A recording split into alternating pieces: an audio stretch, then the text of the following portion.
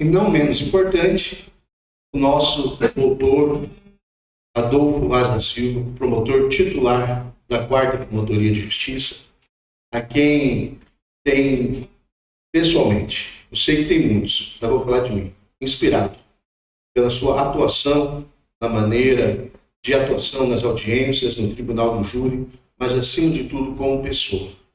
Eu sou muito, mas muito orgulhoso de fazer parte do time da 4ª Promotoria, onde o senhor é titular. E, nesse momento, já quero conceder a palavra e pedir que a todos recebam o doutor Adolfo Vaz da Silva, promotor titular da 4ª Promotoria de Justiça de Fazenda Rio Grande, com uma salva de palmas.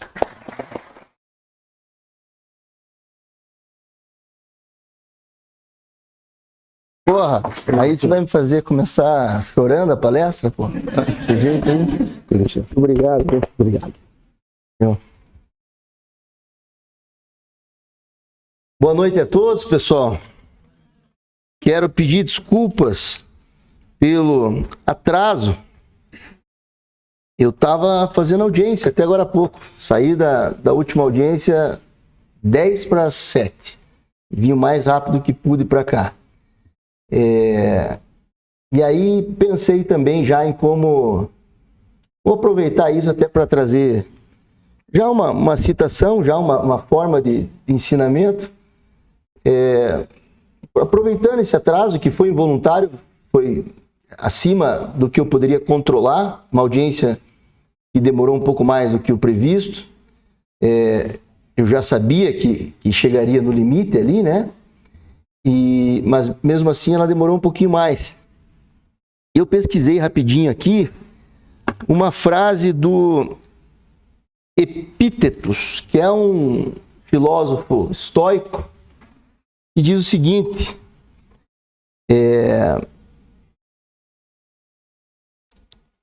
ele diz que algumas coisas estão sob nosso poder e outras não. Sob nosso poder está a opinião, o desejo e a aversão.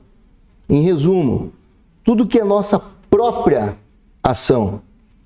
Fora do nosso poder estão o corpo, a propriedade, a reputação, o comando, em resumo, tudo o que não é da nossa ação.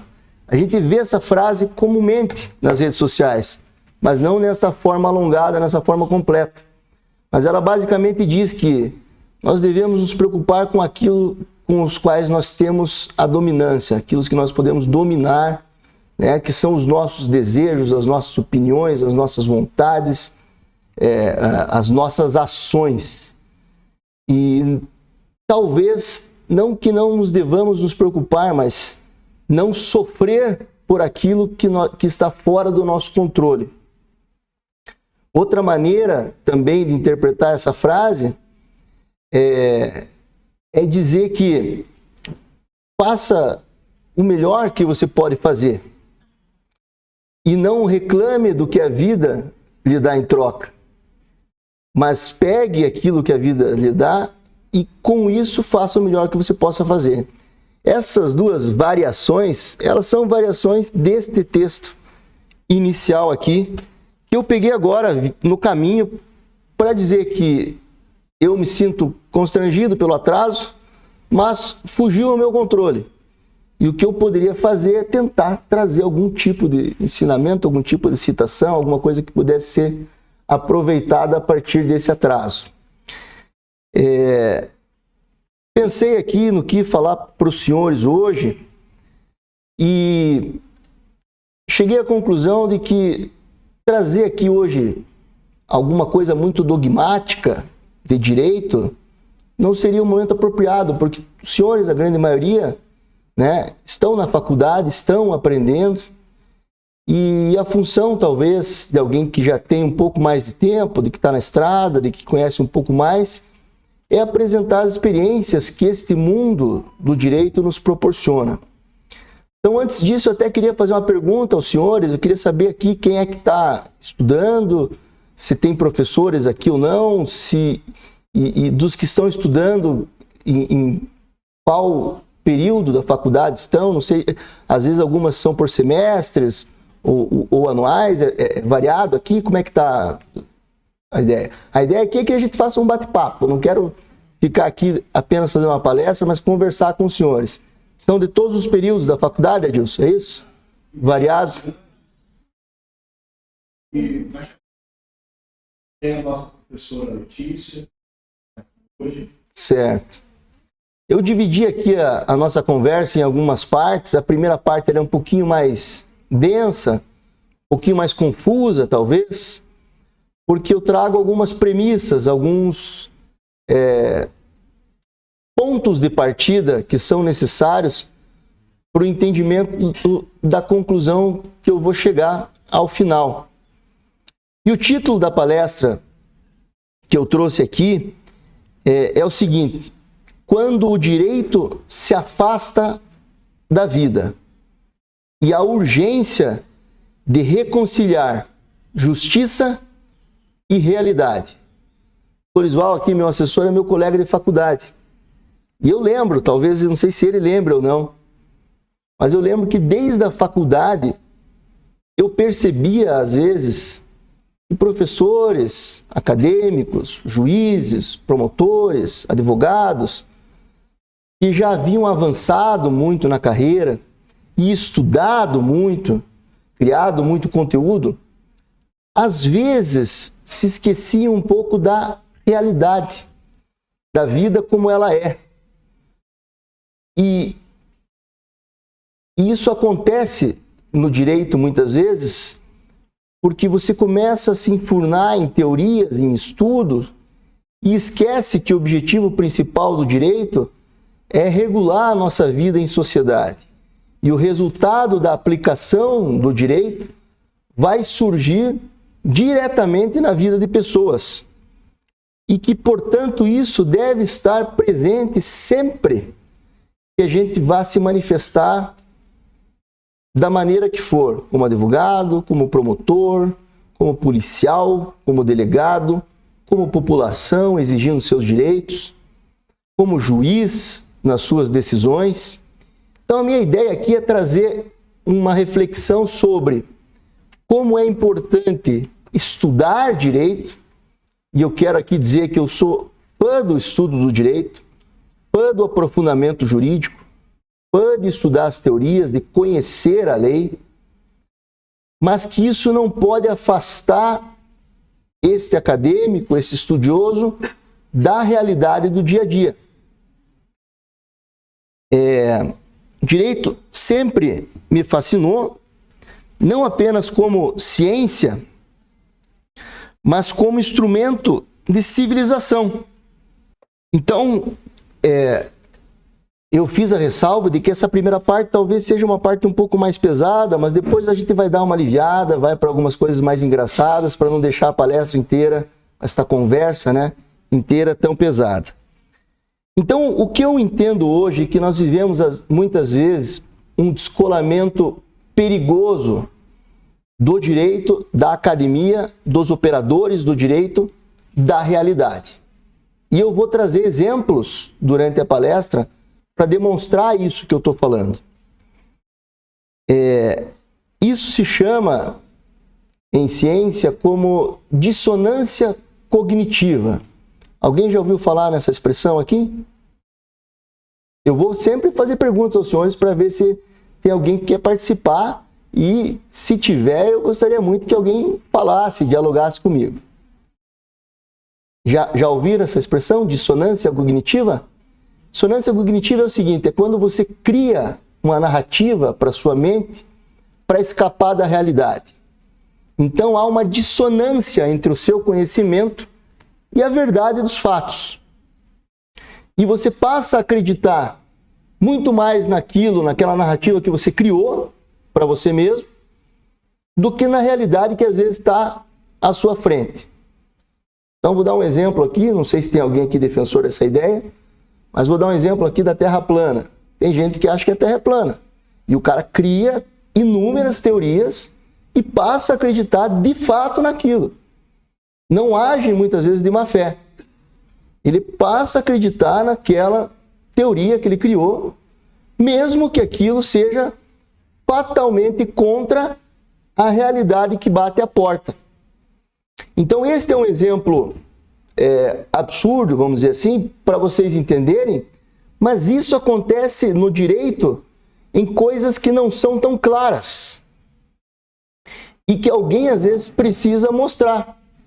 Dizer, olha, essa tese jurídica aqui, ó, está indo contra a realidade. Abra a porta do gabinete e olhe lá para fora e veja o que está acontecendo. E sinta o que está acontecendo. E perceba que a crença que você criou, a narrativa que você criou na sua cabeça, está dissonante com a realidade. Isso é a dissonância cognitiva. A pessoa, de fato, acredita naquilo, mesmo que aquilo vá de encontro, né? Não ao encontro, de encontro à realidade. Eu separei a segunda parte para dar os exemplos. Mas eu vou improvisar aqui, já vou citar um exemplo para evidenciar isso. Depois eu vou mostrar casos mais concretos. Né? Eu tenho meu discurso preparado do começo ao fim aqui, mas meu pessoal conhece. Eu faço o estudo, sei o que eu vou falar, mas na hora a gente vai mudando a ordem aqui, mudando a forma, quando a gente vai entendendo que vai ficando mais fácil das pessoas entenderem. Fiz duas audiências de custódia, determinada vez ali em Fazenda Rio Grande. A primeira delas era de policiais que haviam pego um rapaz na rua, sei lá, 11h30 da noite, parado em via pública, num ponto de venda de tráfico de drogas, e os policiais disseram o seguinte, olha, a gente vai abordar esse rapaz, que ele está parado aqui 11h30 da noite. O normal não é que as pessoas fiquem paradas 11h30 da noite na rua se não estiverem perto de um bar, de uma lanchonete, de um baile ou de algum evento, para ver o que esse cara está fazendo. Abordaram o sujeito, fizeram a revista e encontraram droga com ele. Foi preso por tráfico de drogas. A juíza anulou o flagrante, atendendo uma nova tendência do Superior Tribunal de Justiça de que a abordagem policial, fundada no artigo 244 do Código de Processo Penal, eu vou mostrar esses artigos aqui em slide para vocês, para ficar mais claro, precisa ter uma fundada suspeita.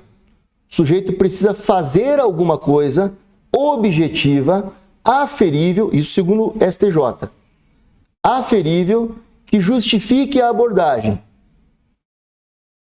Bom, o sujeito foi abordado, foi encontrado droga com ele, mas a juíza anulou o flagrante, ignorou o encontro da droga, sob o fundamento de que não havia justificativa para abordagem.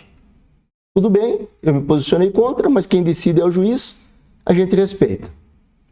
No mesmo dia, na sequência, a próxima audiência de custódia era a seguinte situação.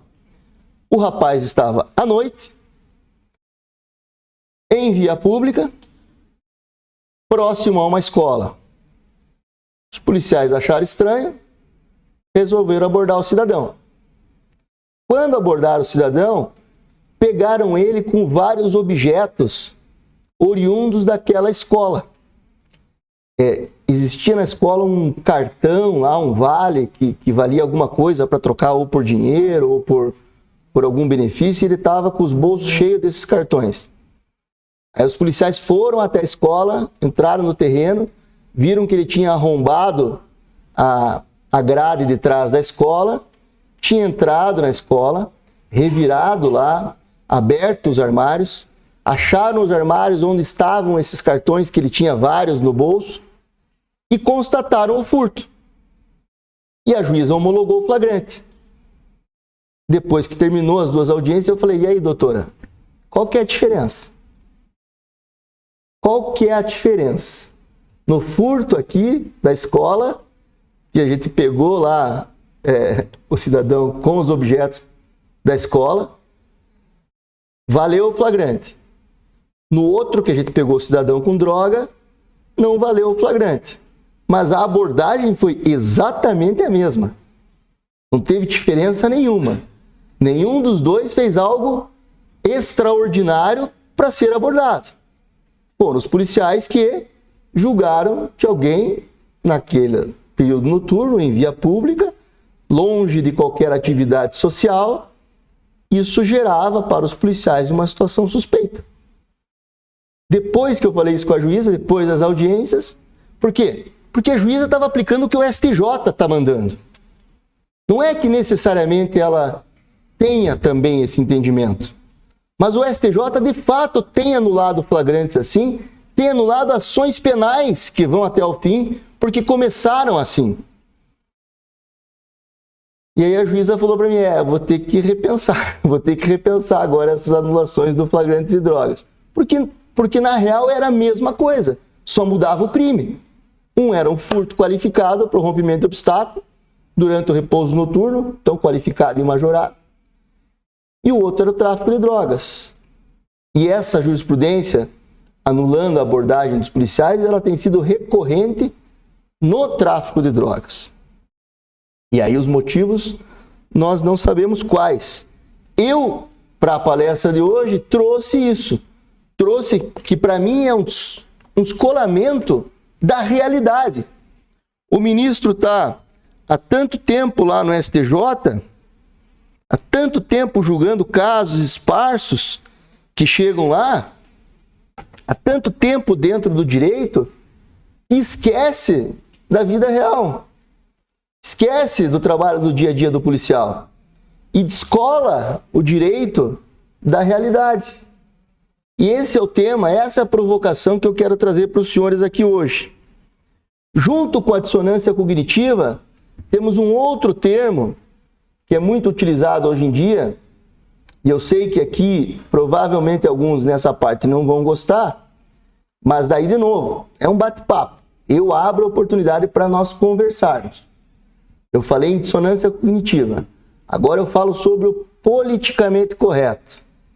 E me parece por si só uma expressão errada, do ponto de vista do português. Porque o que é correto, não é correto a partir de uma faceta. Não é ideologicamente correto. Não é, matematicamente correto, ou artisticamente correto. É correto ou não é correto. Quando eu adiciono o adjetivo politicamente correto, ele passa a ser correto apenas a partir de uma faceta, de um prisma, de um lado do prisma. E aí a gente pode viajar para inúmeras outras situações, e eu vou também abordar isso no tema, de que o bom jurista é aquele que também se aventura em outras esferas, em outras áreas, em outras matérias, mas com humildade, sem querer se substituir aos especialistas dessas matérias. Certezas absolutas que nós temos na física, por exemplo, basicamente na física de Einstein, da relatividade, sabemos que não são aplicadas na física quântica. E os cientistas hoje, nesta área da física, é onde mais se debruçam, como unir a física quântica com a física da realidade. Por que eu estou dizendo isso? Porque algo que é extremamente indiscutível, né? Por exemplo, como a lei da gravidade, como a lei da ação e reação newtoniana, tem uma parte no mundo, que é no mundo quântico, que elas não funcionam. E esse mundo está junto com a gente aqui neste momento. Então também certezas absolutas são coisas que devemos sempre ter um pé atrás. Nós sempre podemos estar errados, mesmo diante das certezas mais absolutas. Como é que a gente compensa isso? A gente compensa isso com os estudos da época, com os estudos de quem já esteve no passado, com a análise da vida real, do mundo real, e aplica o que naquele momento nós julgamos o que é o mais correto, mas que eventualmente amanhã pode não ser. Então, esse politicamente correto eu também não gosto, porque se eu coloco o adjetivo politicamente correto, eu estou dizendo que o que é correto a partir da política de hoje, de quem está no comando da política de hoje. Significa que se a política mudar amanhã, então o correto também muda? Eu não participo dessa ideia. Eu acho que o correto tem que vir destes estudos, das mais variadas áreas, como eu vou mostrar para os senhores aqui na sequência.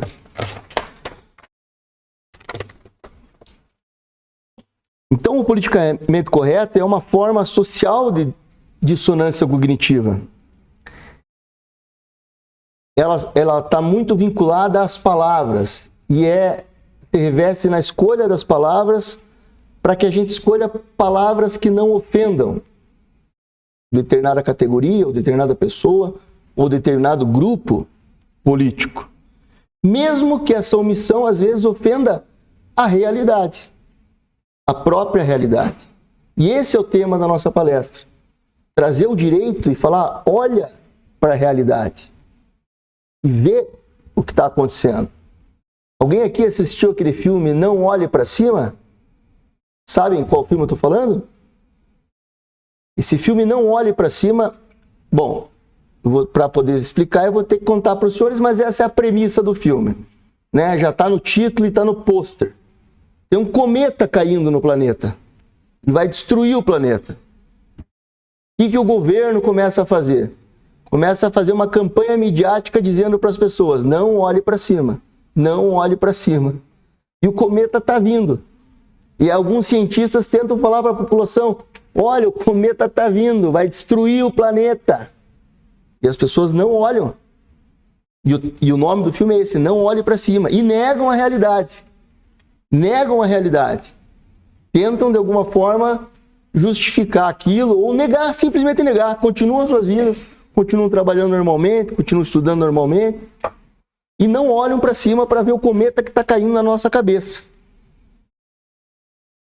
E no Brasil, hoje, o cometa que está caindo na nossa cabeça é a criminalidade.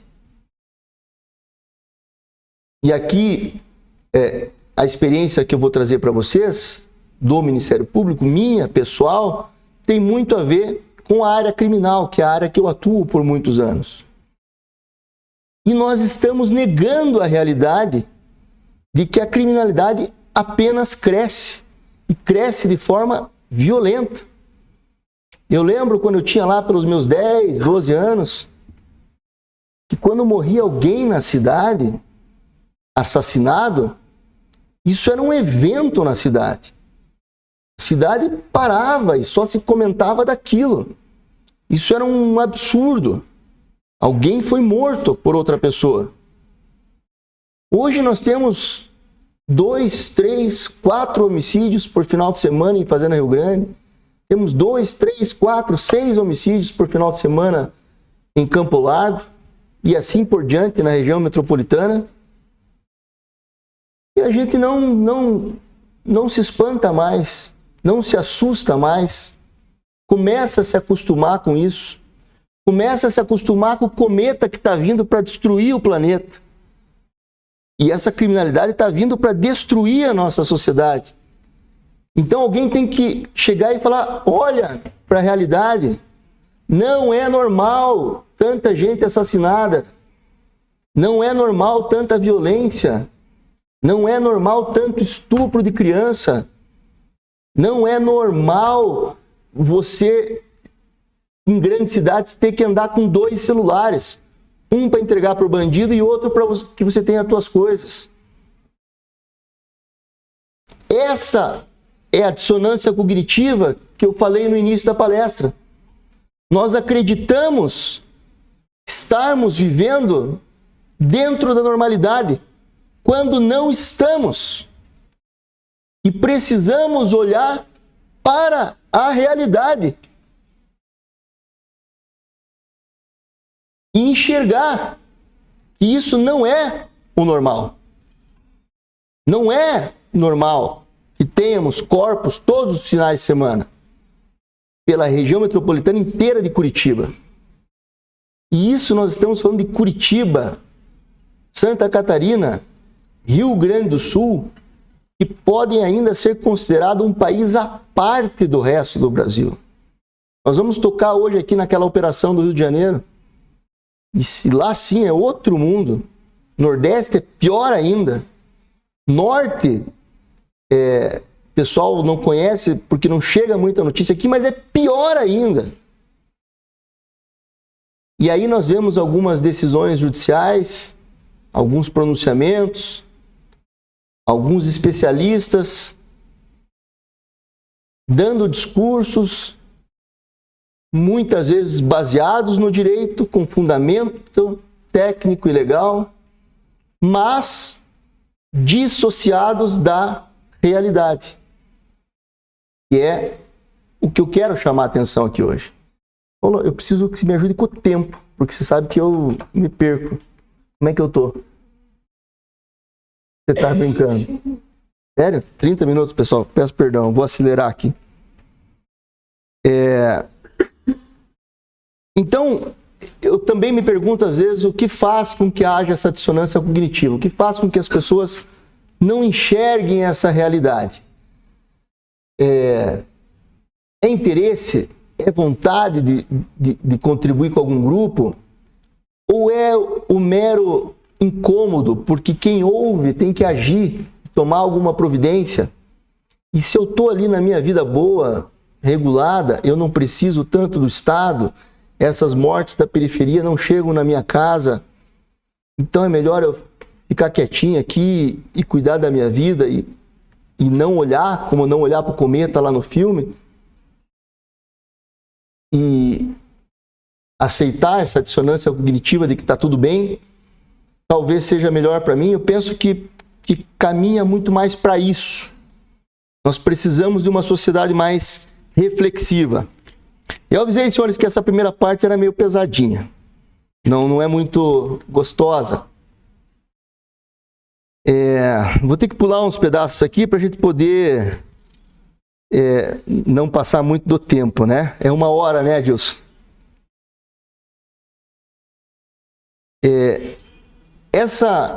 Esse afastamento do direito, da realidade, eu abordei aqui em alguns aspectos, mas teriam muitos outros.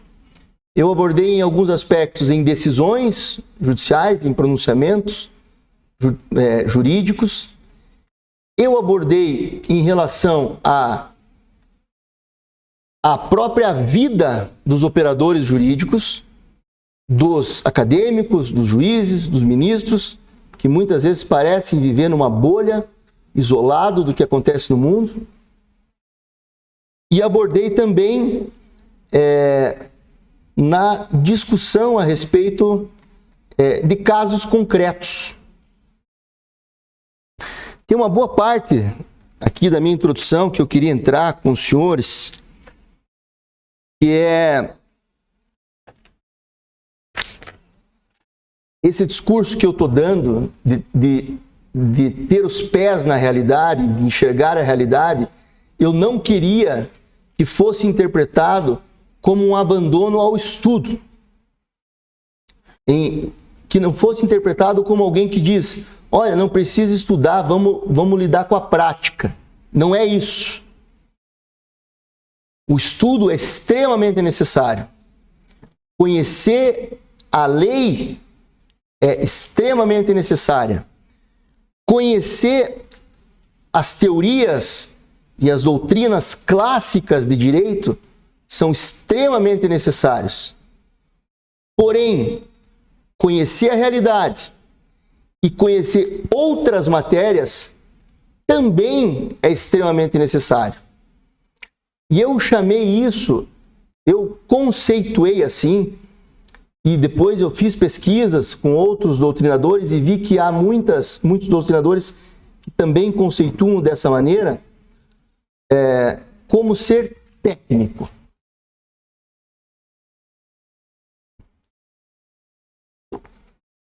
Eu defendo a técnica jurídica. E a técnica jurídica, ela é conceito que eu trouxe aqui para a palestra. Quero ler com certeza aqui exatamente o conceito que eu trouxe para a técnica jurídica, porque é o que eu defendo que um bom jurista deve ter. Então eu digo o seguinte, que ser técnico é conhecer a lei com profundidade, artigo por artigo, conceito por conceito, mas é também compreender por que esta lei foi criada, qual injustiça ela tentou corrigir, qual o valor da sociedade ela quis proteger. E compreender isso exige mais do que a leitura. Exige olhar para o tempo em que vivemos. Porque a mens legis, eu vou falar sobre isso, não nasce de abstrações, mas da realidade concreta. A realidade do nosso país é dura. Um país onde a criminalidade cresce, onde a vida vale pouco, onde a justiça, por vezes, chega tarde demais. Mas ser técnico vai ainda além. É conhecer também as grandes teorias do direito. Então eu disse conhecer a lei e conhecer a realidade.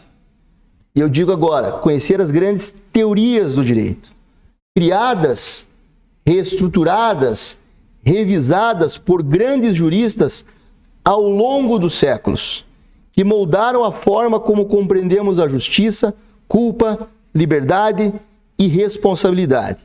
E é o que nós estamos fazendo aqui hoje e que os senhores fazem em cada aula que os senhores vão assistir.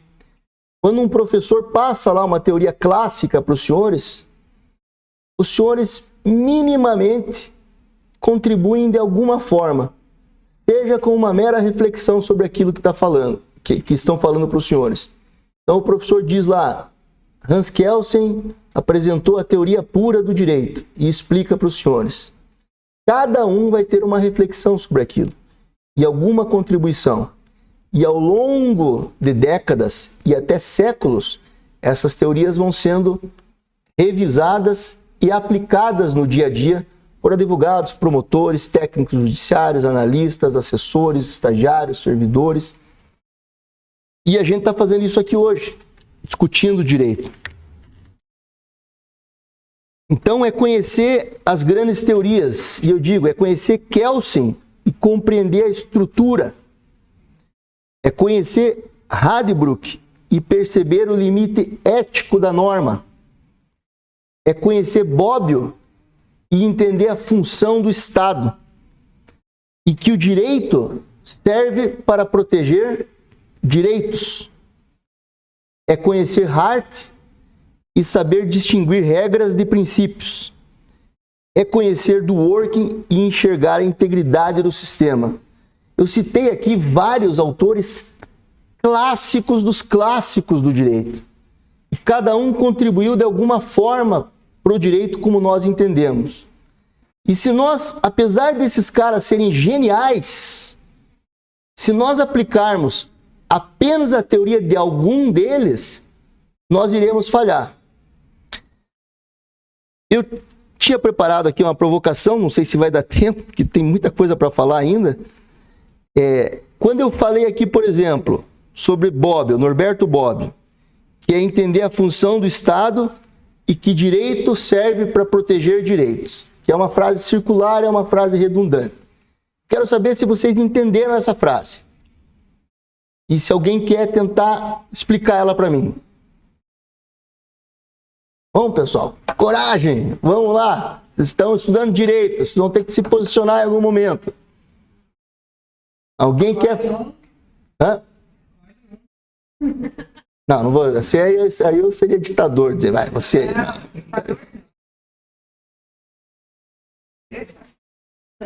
Não, é uma pergunta. Quando eu falo que Bobbio... Porque assim, não é exatamente isso que Bobbio disse. Eu escrevi assim para provocar os senhores e fazer a pergunta. Quando o Bobbio diz que o direito serve para proteger direitos, alguém consegue pensar, raciocinar sobre a frase e dar uma explicação? Vamos lá, vou explicar para os senhores, né? Parece uma frase circular, mas é muito mais profundo. Bom, vou explicar então rapidamente esses autores que eu citei aqui, bem rapidinho, só uma pincelada mesmo, para poder chegar no Bobbio ali e dar essa resposta. Kelsen trouxe a ideia do direito como norma pura. O que é? Que o direito se fundamenta nele mesmo. Toda norma tem uma norma de validade superior. Então, se eu tenho uma resolução, talvez eu tenha uma portaria. Na verdade, a portaria, antes, para eu ter uma portaria, eu tenho uma resolução que dá validade a essa portaria. Depois da resolução, eu tenho uma lei que dá validade, eu tenho um regulamento que dá validade a essa resolução. Depois do regulamento, eu tenho uma lei que dá validade ao regulamento. E depois da lei, eu tenho a Constituição que dá validade a essa lei e assim por diante. E o direito se sustenta nele mesmo. Então, ele criou a teoria pura do direito. O direito sustentando o próprio direito, até a norma hipotética fundamental, que aí é uma abstração que ele precisou criar, porque senão a gente iria até o infinito, que é a norma do é assim porque é assim. Seria, vamos dizer, a nossa Constituição seria o limite. Mas a nossa Constituição está baseada onde? Se nós pegarmos Kelsen, nós não temos onde nos basear na nossa Constituição. Nós vamos precisar de outros autores para dizer que a Constituição vem da vontade do povo, por exemplo. E aí a gente foge de Kelsen, porque para Kelsen ele quer dizer que o direito se valida nele mesmo, sem precisar de outros. E tem muita importância nisso. Só que na sequência vem o Radbruch, que é outro autor alemão da mesma época, conviveu junto com o nazismo, rompe com o nazismo, criticando a teoria de Kelsen, dizendo, olha, essa tua teoria aí de que o direito valida o direito, valida o nazismo, e o nazismo está dentro da lei. Então, direito não pode ser só lei, direito tem que ter ética também. E ele traz o conceito de ética para o direito. Depois, vem o Bobbio, que eu falei para os senhores aqui, que ia explicar, que ele fala, quem é que faz as leis? Quem faz as leis é o Estado, né? Teoricamente, exercendo a vontade do povo. Porém, se uma lei não vier para proteger o cidadão de alguma forma, por isso que eu falei direito de forma geral, para proteger direitos da população, não há sentido. Então não há sentido em leis, por exemplo, que protejam apenas o Estado. A lei precisa vir para proteger algum direito do cidadão. Então, Bobbio é o cara que traz a figura do Estado como detentor da capacidade de fazer leis, mas que ele tem a obrigação de que essas leis sejam para limitar o poder do próprio Estado em face do cidadão. Então, quando o Bobbio fala direito para proteger direitos, é isso. Que as normas criadas precisam proteger o cidadão do próprio arbítrio do Estado. Depois vem Hart, que cria regras e princípios, né? Então ele é o primeiro a estabelecer que a norma não é apenas sim ou não. Até então entendia-se, né? Não vou dizer de forma absoluta, mas assim só para um contexto histórico um pouco mais alargado, de que haviam apenas regras. Você pode ou não pode, você deve ou não deve, eu mando ou não mando. E o Hart traz a ideia de que podem existir princípios, e princípios demandam interpretação, né? Então, ele traz a ideia de que, quando você traz, por exemplo, o princípio da boa-fé, não tem sim ou não na boa-fé. Nós precisamos interpretar o que é boa-fé. E aí, eu faço o link com a palestra, com essa conversa nossa de hoje aqui. Como é que nós vamos interpretar boa-fé sem olhar para a realidade que está em volta? Porque a boa-fé aqui não é a mesma boa-fé num país muçulmano, não é a mesma boa-fé no Japão, em que a ética é muito mais valorizada do que aqui no Brasil, por exemplo. Aqui talvez as pessoas, muitas não achem problema em você furar a fila do mercado. No Japão isso é inadmissível. Então é de novo o direito tendo que olhar para a realidade e se completar com ele. Eu estou dizendo que tem que esquecer o estudo? Jamais. Eu estou dizendo que tem que ser técnico. E técnico é conhecer a lei, conhecer as teorias que eu acabei de ler aqui, conhecer a realidade e, dentro de tudo isso, produzir o teu pronunciamento jurídico, a tua decisão judicial, a tua petição como advogado.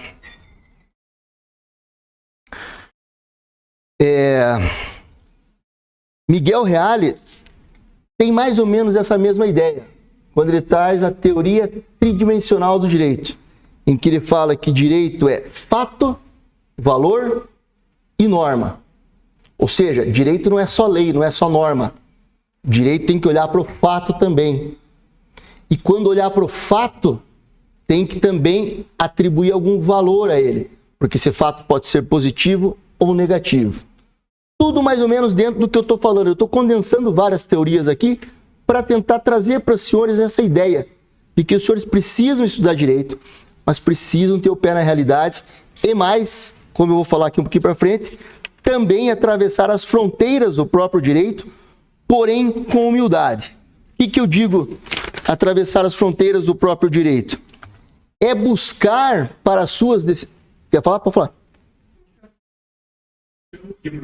Fala. Não precisa ter. Apareceu o comichão, fala. Do que quiser. Na verdade, talvez o que eu vou falar, ou a pergunta que eu faço, quanto retórica, mas eu enxergo uma dificuldade nessa efetivação social dessa lei por dois motivos muito básicos. Dessa lei que se diz do direito, como eu estou falando como um todo. Quando a gente olha os fóruns da vida, a gente vê que parece que existe um muro intransponível nele. Quem está dentro não tem acesso a quem está fora. Quem está fora. Certo. Que todas as histórias que chegam dentro dos fóruns são para ser julgadas, estão meramente textos. Tem que ser interpretados por aqueles que julgam. Sim. E aí isso vem ainda ao encontro do caso concreto que o senhor trouxe, no sentido dessa insegurança jurídica que existe.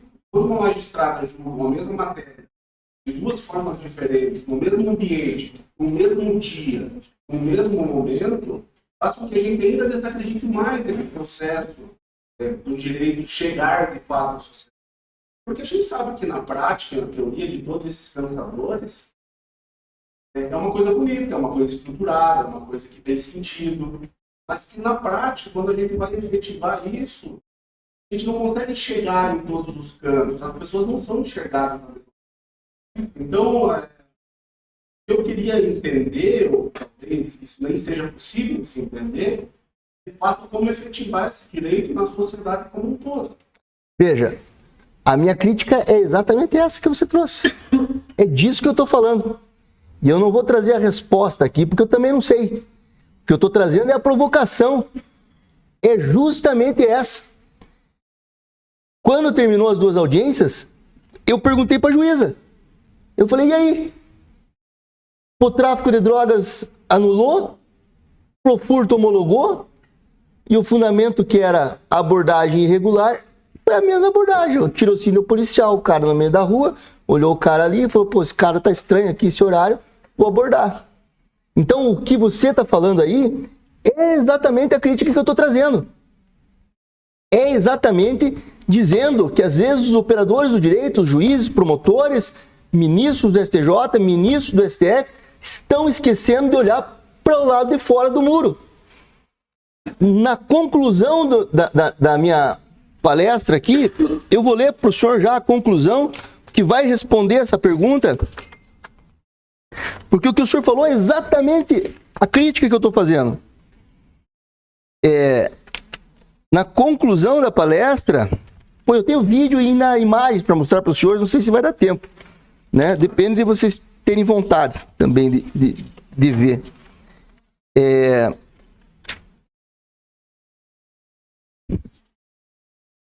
Eu vou ler a conclusão aqui da palestra, que era para ser a parte final aqui.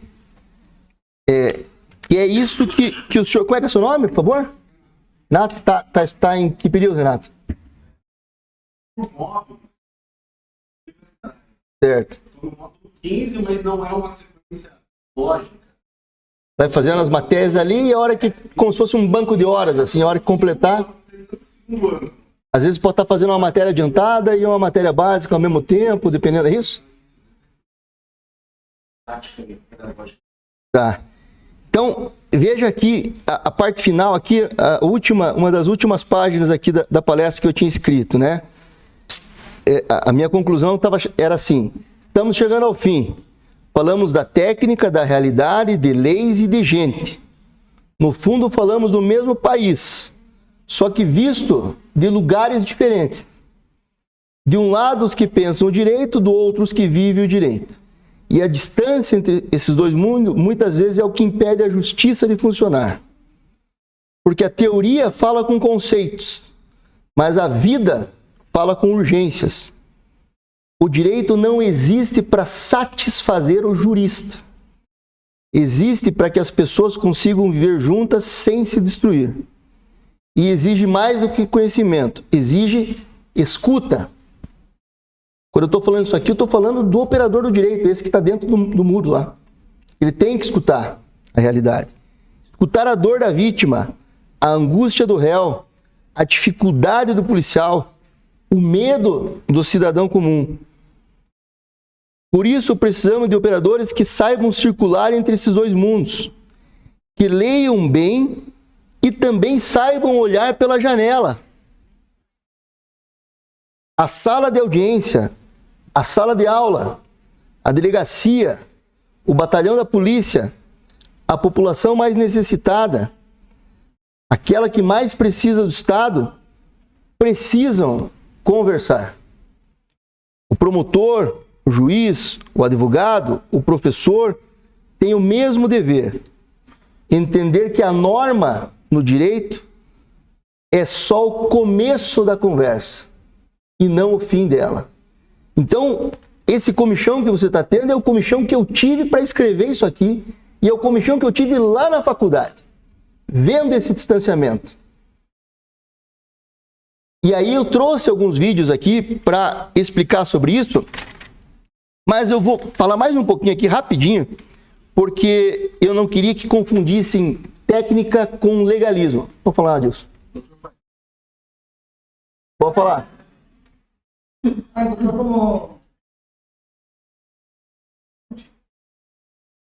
Certo. Os garantistas eu sei que eu ia machucar um pouquinho aqui hoje. Eu vejo que não houve isolamento, nem distorção. No primeiro caso, não tinha. Uhum. Sozinho, agora, tem que levar em consideração o colégio. Certo. Uma pessoa parada numa esquina de uma escola, não é uma suspeita só. Não. Certo. E se fosse achado com droga e não com furto? Daí solta? Não só afundar a suspeita. Não, mas é à noite, o colégio está fechado. Não, mas eu falei que era noite, 11h30 da noite. Não, mas tudo bem. Então, vou corrigir essa informação. 11h30, era 11h30 da noite. Né? Eu não sei, né? 11h30 da noite. Se eu pegar ele com produto de furto, vale a prisão. Se eu pegar ele com droga, não vale. Porque o fundamento da nulidade é a ausência de fundada suspeita. Você está dizendo que por estar perto do colégio tem fundada suspeita? Tá. E aí, como é que a gente foge do subjetivismo do que é fundada suspeita ou não? Porque, para mim, se o cara está na frente de um ponto de venda de drogas conhecido, em que todos os moradores daquela região sabem que ali é um ponto de venda de drogas, e o cara está paradão lá às 11h30 da noite, para mim tem fundada suspeita. E não posso. Veja, a fundada suspeita é para abordagem. Aí depois tem que discutir a questão se ele é usuário ou não. Mas eu estou dizendo assim, as decisões são anulando a abordagem, não anulando a caracterização em tráfico ou o usuário depois. Eles anulam a abordagem. Vou te dar um exemplo que eu trouxe hoje em vídeo aqui. A polícia estava numa operação para combater roubo em coletivos, roubo em ônibus. Esta era a apuração da polícia. Certo?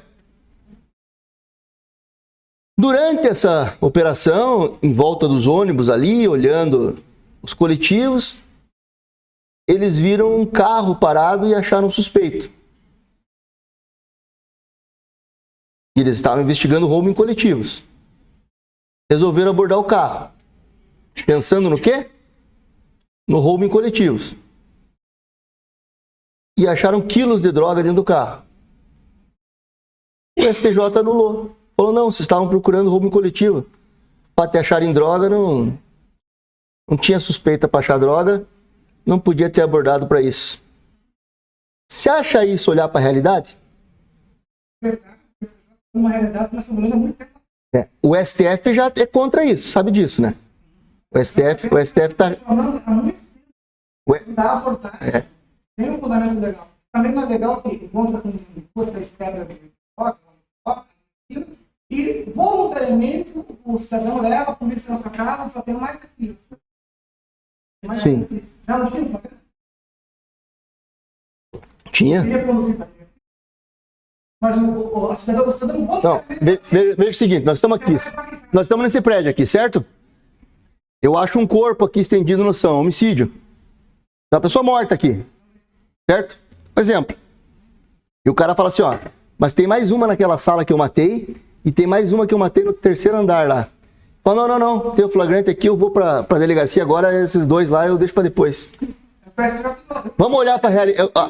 A discussão hoje é a seguinte, é olhar pra realidade. Você acha que isso tem a ver com a realidade? Ou você acha que vamos ver esse corpo, vamos ver o outro e vamos ver o outro? Mas não é real, pessoal. Pra pegar pela realidade, ninguém fala, tem mais dois. Sim, eu entendo esse ponto. Esse ponto que você está falando, eu entendo.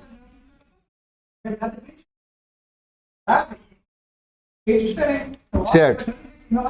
E quando entra na casa do cara, ele tem droga? E a gente faz o que com essa droga? Ela some do mundo real? A gente tem direito de ter droga em casa?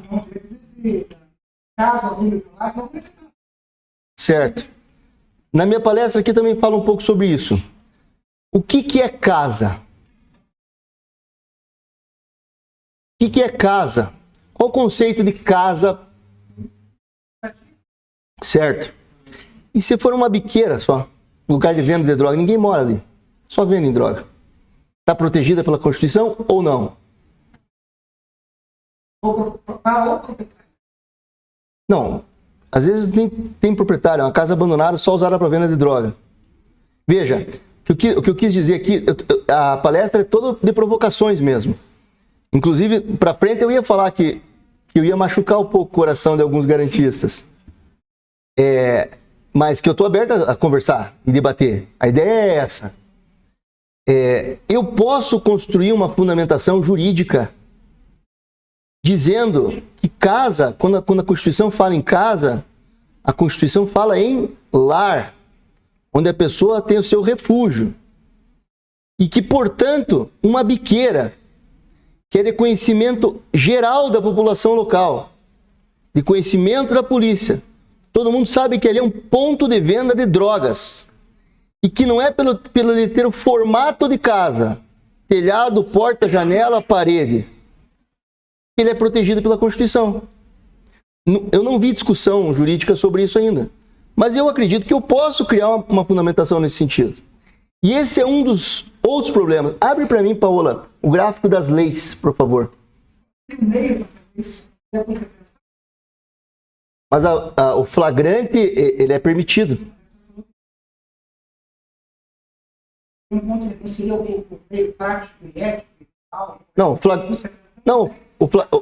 flagrante é permitido.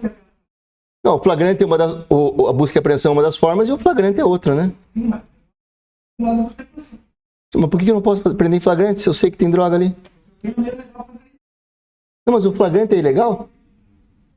O flagrante é ilegal para você agora? É inconstitucional? Se fosse legal, não teria. Abre o artigo 5º para mim aí, por favor, Paulo, antes das leis. Aquele que tem... Bom, maximiza essa tela aí.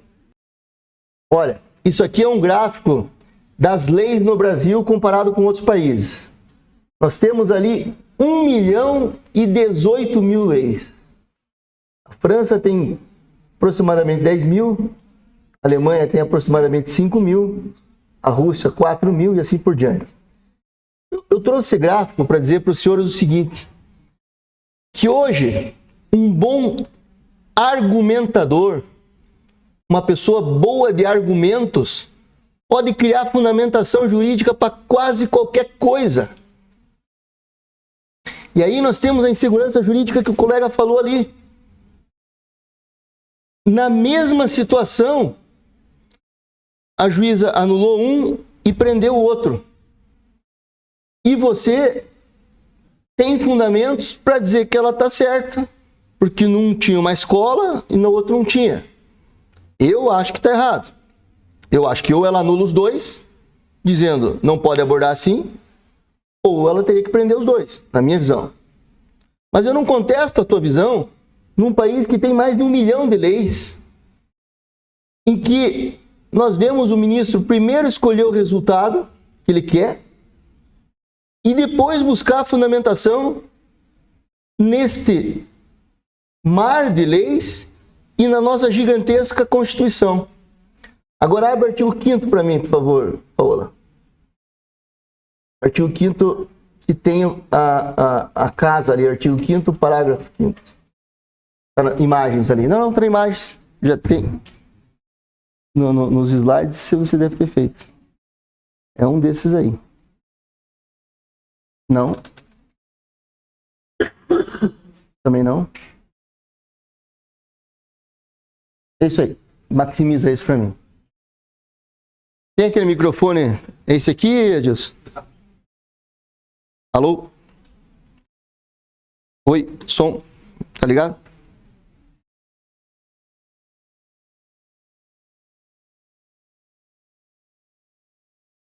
Oi, alô, som.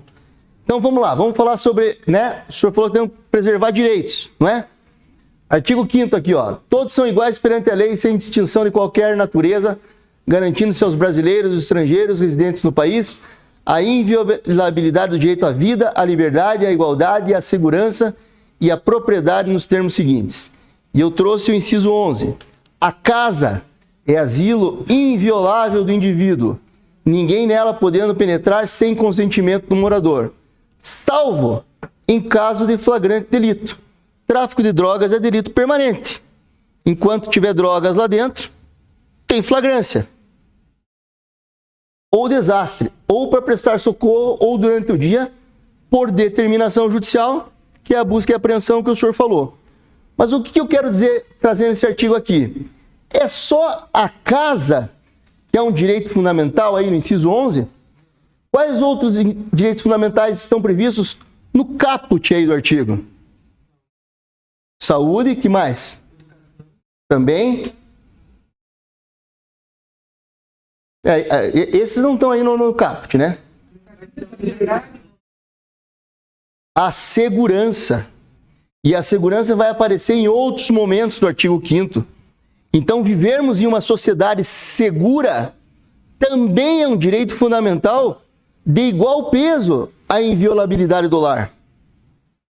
E aí que nós temos que fazer a ponderação, e aí é que eu trago a provocação da palestra de hoje, de trazer o direito com a realidade. Nós vivemos na Suécia, nesse país seguro, tranquilo, que eu posso exigir que minha casa ninguém passe perto, ou que eu posso exigir que eu jamais seja abordado por um policial sem um justo motivo? Ou nós vivemos num país que eu comecei falando aqui agora, que temos corpos em valas todos os finais de semana? E aí nós entramos numa outra discussão antiga, filosófica, que é o conflito entre segurança e liberdade. Quanto mais liberdade, menos segurança. Quanto mais segurança, menos liberdade. Talvez na China, que é um país, né, considerado uma ditadura, nós temos muita segurança, mas talvez tenhamos muito menos liberdade. Em qual país nós queremos viver? Eu proponho que nós temos que procurar esse meio termo, em que nós possamos ter a nossa liberdade, e eu sou defensor árduo dela, mas ao mesmo tempo nós temos garantido o direito fundamental da segurança previsto no caput do artigo 5º da Constituição. Então eu não vejo, por exemplo, nenhum aviltamento, de ser abordado por um policial. E o policial falar, levanta a mão, vou te revistar, meu amigo. Por quê? Porque eu sei que ao fazer isso, ele está protegendo a sociedade. Por que é que o senhor, quando vai ao aeroporto viajar, permite que um estranho abra a sua mala, revire ela, depois feche toda desarrumada e lhe devolva? Por que é que o senhor permite isso? Sim. Mas alguém se insurge contra isso, acha isso errado? Se a gente acha errado, você não fala. Certo, então a gente pode não mexer na mala de mais ninguém. E aí alguém pode entrar com uma bomba dentro do avião. Mas não precisa O que é? você mexer, você pode passar lá pelo... Tudo bem, o que seja pelo scanner. Eu estou dizendo o seguinte, segurança e liberdade. Você abre um pouquinho mão da tua liberdade, da tua intimidade, para ter um pouco de segurança. É tão aviltante assim eu abrir a minha mala para alguém mexer, para que eu tenha uma certa garantia, uma proteção de que alguém não vai entrar com uma faca, com um revólver, com uma bomba no avião? Por quê? Porque ali eu estou vendo a ameaça. O avião está ali, fechado. Se alguém entrar com uma faca ali, ele pode render o piloto, como aconteceu no 11 de setembro.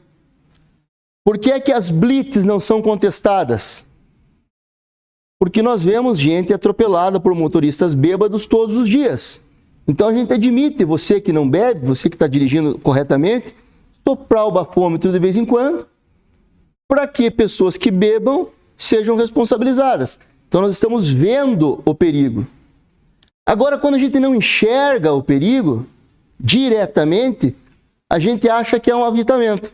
Abre para mim, Paola, por favor, o vídeo. Agora mudou tudo a ordem da palestra, mas eu acho até mais legal assim. Verdade. Abre para mim o vídeo que fala de constrangimento na abordagem policial. Oi. Mesmo com mandato, qualquer pessoa pode ir. O mandado, ele geralmente, assim, tecnicamente falando, ele é mandado por um oficial de justiça. Só que o oficial de justiça não tem força para entrar numa casa. Então o oficial de justiça tem o poder de requisitar uma força policial. Então ele pede ajuda da polícia militar para executar o mandado, sim, durante o dia. Né? É o que diz a lei ali, ó. Ou durante o dia, por determinação judicial. Sim, se o juiz mandar entrar na sua casa e o mandado for cumprido durante o dia, porque é o que a Constituição exige, não há nada que impeça ter uma criança, um menor, um adolescente dentro de casa, né? Então o juiz mandou entrar, alguém vai cumprir. E é o que aconteceu no Rio de Janeiro. O pessoal foi cumprir ordens judiciais. Aí há uma crítica à polícia e há uma crítica ao governo do Estado. Porém, as ordens foram judiciais. Teria como o governador não cumprir? O que tem é o governador pedir um prazo, pedir um tempo, negociar. Olha, é uma operação que eu preciso de 6 meses, 7 meses, 1 ano para planejar. Vou falar que você está com a mão levantada, hein? Ia fazer exatamente essa pergunta. E o senhor achou da operação no Rio de Janeiro? Essa era a minha 4ª parte na palestra, nós vamos entrar nela. Uma coisa igual, né? Eu achei necessária e que demorou muito. A operação no Rio de Janeiro ela é complexa de se analisar, porque ela é necessária. O problema é que como se você tomasse uma injeção para uma doença muito grave que você tem, que vai te tirar a dor ali por meia hora. Então teria que haver muitas outras coisas juntos. Mas eu sou favorável. Tenho uma comunidade. Certo. Uma comunidade. Então eu vejo... Achou o vídeo, Paulo? Convivo com ele, vejo pessoas morrendo na porta da minha casa, tive eventualmente 3 execuções na frente da minha casa às 11 da noite. Então, lá para nós já virou uma coisa banal. Já não é mais. Nossa, É aquilo que eu te falei, o cometa está descendo para destruir o planeta e a gente não está olhando para cima. não, a gente pode dizer assim, ó, foram 3 milhões. A gente se acostumou com essa violência. E eu tentando provocar aqui alunos de direito para que pensem sobre isso. De que isso não é o normal. Não é o que nós deveríamos buscar como sociedade. Está errado. Alguém precisa olhar e falar, está errado.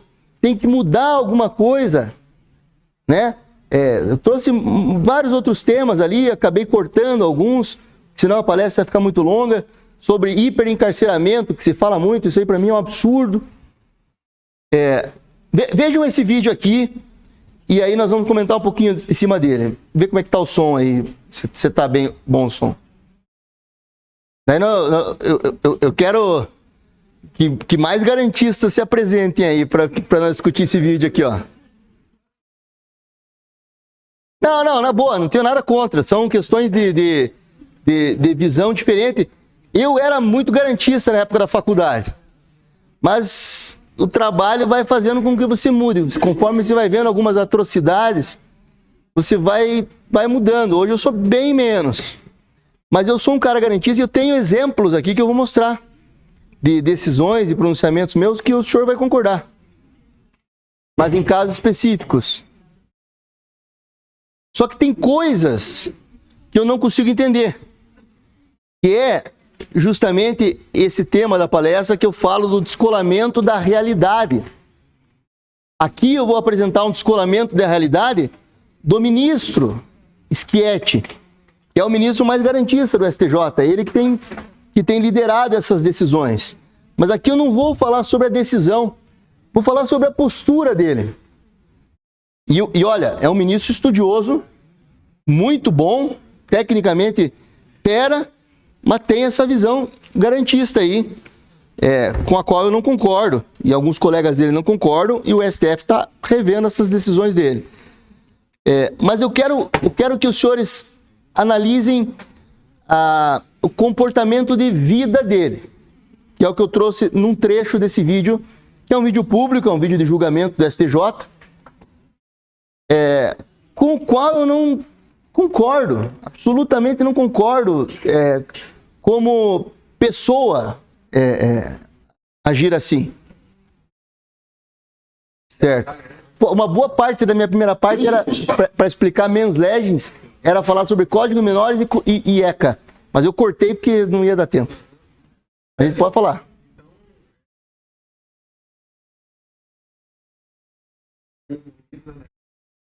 Vendo desse público mais vulnerável, claro, né? Não que parece que não tenha no outro público, né? Porque a gente também vê as professoras que lecionam em escolas particulares que também falam das dificuldades, mas esse público não aparece. Somente no estudo de escola pública, esse meio mais vulnerável. É claro que tem as questões familiares. Você está falando dos que acabam sofrendo uma medida socioeducativa, acabam cometendo um ato infracional. Isso. Eu tenho um dado para o senhor, que é um dado empírico, meu, de experiência pessoal, que eu percebi ao longo da carreira. 99,9% de qualquer criança e adolescente não vai se meter em confusão. Certo? Então a grande maioria não vai.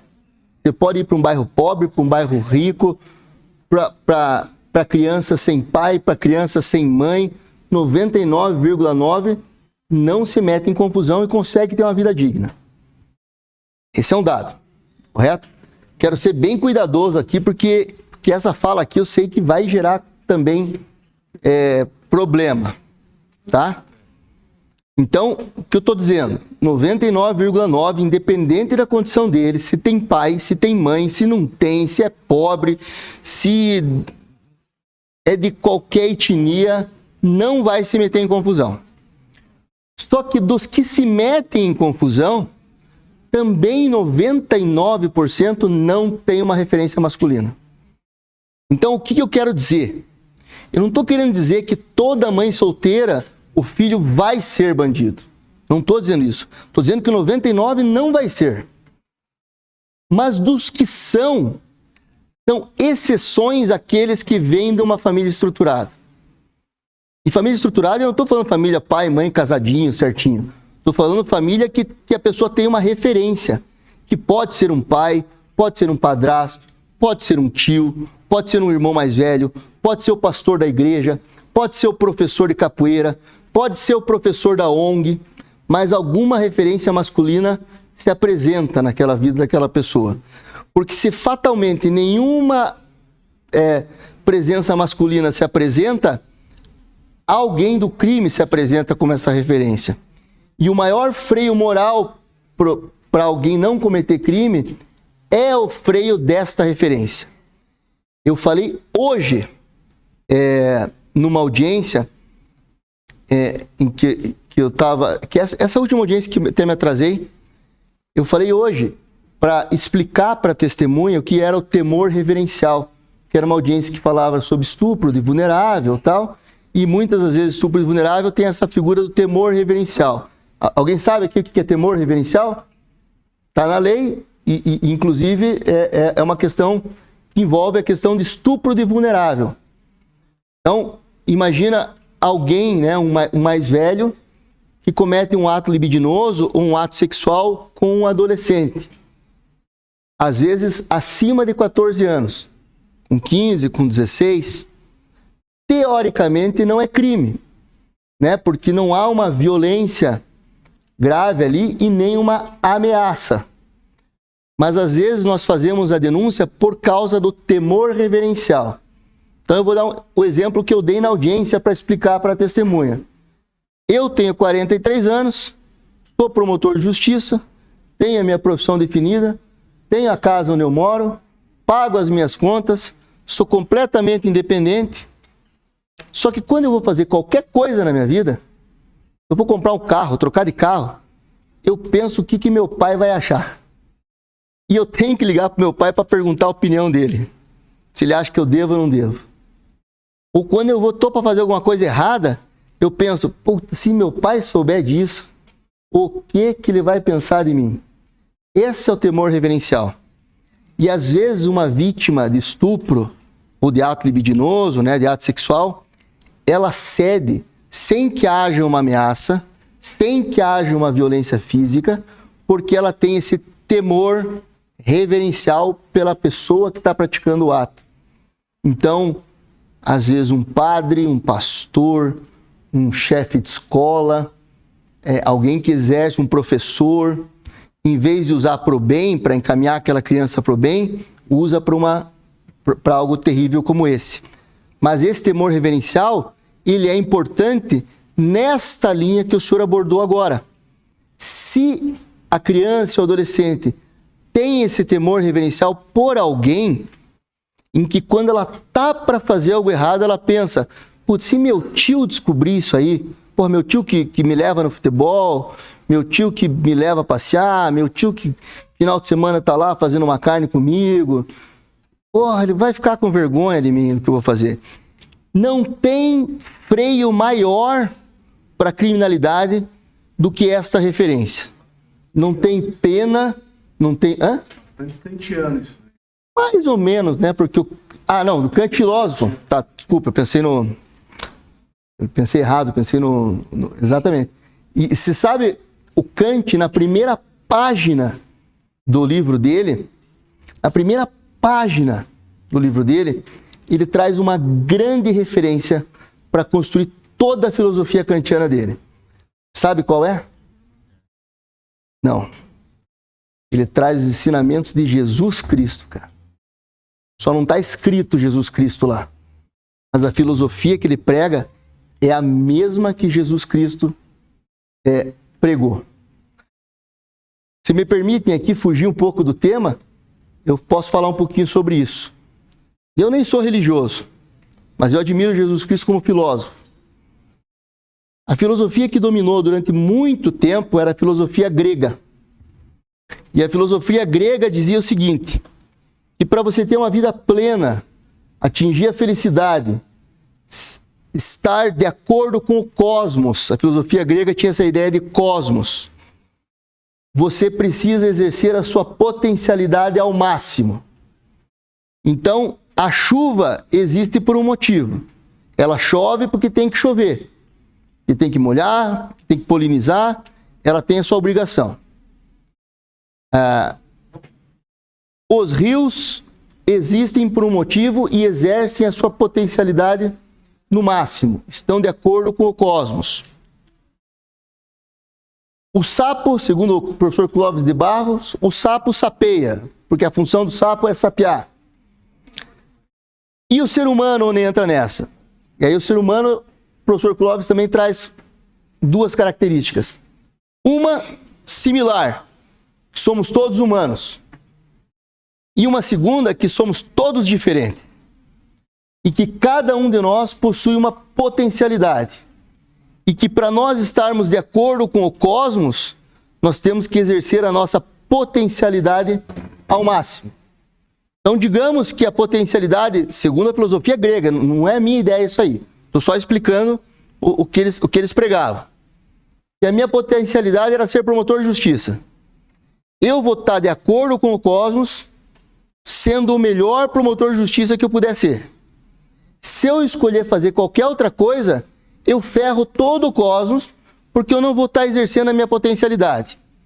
Então, essa filosofia grega dizia que cada um tinha a sua função. Essa filosofia durou durante muito tempo e ela é muito perigosa, porque ela justificou, por exemplo, a escravidão. Porque ela dizia, você nasceu para pensar. Então você é um pensador. Das potencialidades você tem a melhor. E você vai comandar cidades, que é a ideia do filósofo rei. Você é um cara forte, grande, você vai ser o guerreiro, vai ser o lutador e vai exercer a tua potencialidade ao máximo. E os demais? Os demais vão ser os trabalhadores, que vão fazer as atividades diárias. Então veja que a filosofia grega, até esse momento, está pensando de forma individual e que cada um tem que exercer a sua potencialidade ao máximo. E aí chega Jesus Cristo. E Jesus Cristo dá uma virada nisso. E ele fala o seguinte, não importa as habilidades que te deram quando você nasceu, seja de origem biológica, que não tem nada a ver com metafísica, não tem nada a ver com Deus sobrenatural. É filosofia pura. Então, não importa o que as potencialidades que te deram.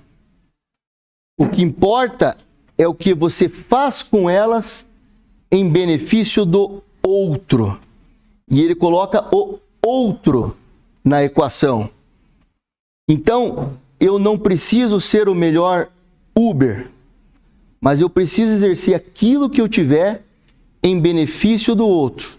E isso é uma guinada filosófica gigantesca que fundamentou metade do mundo, que é o Ocidente onde nós vivemos hoje.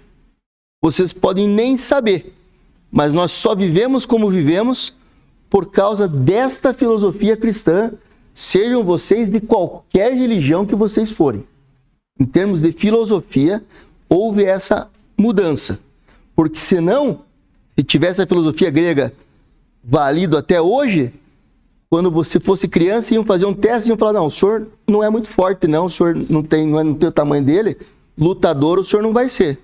Mesmo que o senhor quisesse ser lutador e falasse, não, eu vou ser o melhor lutador que eu puder ser e vou sustentar a minha família com isso e vou oferecer o melhor para os meus com isso. Jesus prega isso.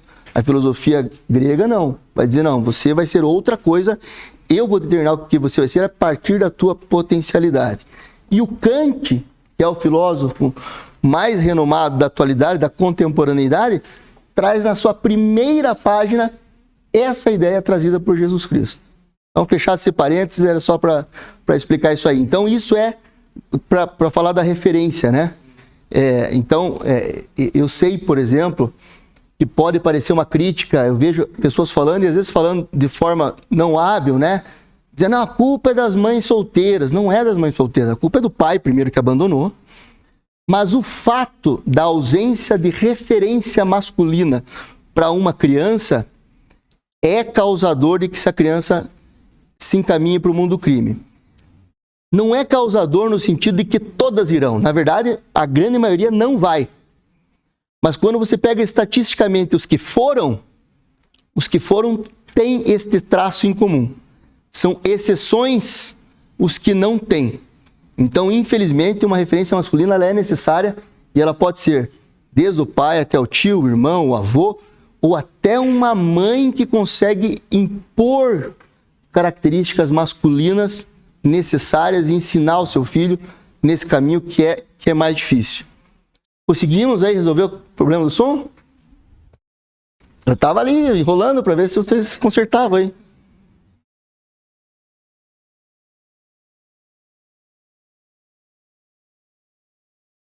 Eu, se fosse parado e me submetesse a isso, eu me acharia constrangido. Só para dimensionar isso que Vossa Excelência disse a respeito da ausência de constrangimento, o protocolo diz o seguinte: isso aqui, por exemplo, o protocolo operacional padrão de abordagens policiais da Polícia Militar do Mato Grosso. Diz o seguinte: antes de agir, deve certificar essas condições de segurança do ambiente, etc. As armas devem estar empunhadas na posição pronto, baixo. O primeiro homem encarregado da verbalização e através de um comando de voz firme e alto, determina: polícia, parado, coloque as mãos para cima, vire-se de costas para mim, mãos na cabeça, entrelace os dedos, afaste um do outro, abram as pernas e olhem para frente. Se isso não é constrangimento, se eu fosse parado e me submetesse a isso, eu me acharia constrangido. Ponto. Aqui é o que eu quero falar para mim, que para mim é um descolamento da realidade. Qual é o problema, se eu sou ministro do STJ, de eu ser abordado pela polícia? Como é que ele quer que a polícia aborde pessoas que talvez possam estar armadas ou possam oferecer risco? Por que é que ele se sente constrangido, se sente aviltado de ser abordado pela polícia? Por que ele não pode obedecer à polícia por 30 segundos? Mãos ao alto, para trás, perna afastada. Polícia vem, revista, não tenho arma, não tenho nada. A polícia vai perguntar: tem droga no carro? Eu falei: não tem droga, pode olhar aí, fica à vontade. A polícia vai, perde mais uns 15 minutos olhando o carro. Não tem droga, minha carteira de motorista está em dia, pode ir embora, vai embora. Qual é o aviltamento? Por que ele se sente tão constrangido de ser submetido a isso? Porque ele é ministro do STJ? Ele defende que não, o Schietti fala que não, que toda a população, que a população mais pobre também é aviltada dessa maneira. E aqui eu não esqueço da crítica, que é válida, sobre que a abordagem policial ela é muito mais ferrenha nos bairros pobres do que nos bairros ricos.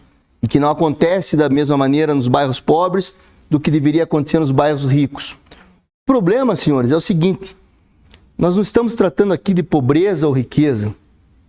Nós estamos tratando aqui, às vezes, do mapa do crime. Você tem um mapeamento de onde o crime ocorre.